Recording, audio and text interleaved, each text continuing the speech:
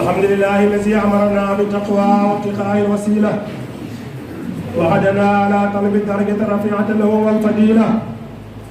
أمرنا بدأ فيه بنفسه وصلى بالملائكة القدس وصلى بالمؤمنين من جنه وإنسه وقال تشريفا للنبي وتكريما إن الله وملائكته يصلون على النبي يا أيها الذين آمنوا صلوا عليه وسلموا تسليما. وروى أنس أن رسول الله صلى الله عليه وسلم قال من صلى عليه صلاة واحدة صلى الله عليه بها عشرا، وفي رواية من صلى عليه عشرا صلى الله عليه 100، ومن صلى عليه 100 صلى الله عليه 1000، ومن صلى عليه 1000 زامت كتفي على باب الجنة. فعليكم بالإكثار من الصلاة على النبي شكرا تجدوا ذلك عند الله وأعظم أجرا. اللهم صل على محمد وعلى آل محمد كما صليت على إبراهيم وعلى آل إبراهيم إنك حميد مجيد. اللهم بارك على محمد وعلى آل محمد كما باركت على إبراهيم وعلى آل إبراهيم في العالمين إنك حميد مجيد. اللهم صل على سيدنا محمد عبدك ورسولك النبي الأمي.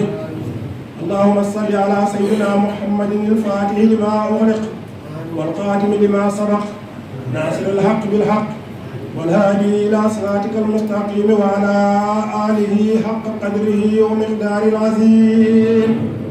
وارض اللهم عن صحابته وخلفائه الراشدين الهادين المهتدين الصديق الأكبر سيدنا أبي بكر المنير الأنور، وعن سراج أهل الجنة بالصواب سيد المحراب أبي حفص سيدنا عمر بن الخطاب، وعن منفق الأنوار في رضا الرحمن أبي عبد الله سيدنا عثمان بن عفان، وعن باب المجد علم ليس بني غالب أبي حسن سيدنا ابن أبي طالب، وعن ست الباقية لا زال إلى الهلا راقية.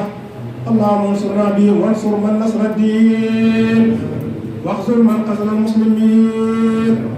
اللهم علم من كان في هلاك راعة المسلمين ودمر أعداء الدين واجعل أموالهم وذراريهم غنيمة للمسلمين واكتب سلامة والعافية لجميع المسلمين ونجنا من كل بلاء وربا وغلاء وتعاون وذل ووباء. طهر من جميع ذلك بلدنا خاصة وبلاد المسلمين عامة. واغفر لنا ولوالدينا ولأشياخنا ولمن سبقنا بالإيمان وللمؤمنين والمؤمنات والمسلمين والمسلمات الأحياء منهم والأموات. اللهم ارفعنا الجهل والجوع والعري واكشفنا من البلاء ما لا يكشفه غيرك. اللهم فرج عن أمة سيدنا محمد. اللهم فرج عن أمة سيدنا محمد. اللهم فرج عن أمة سيدنا محمد. عباد الله إن الله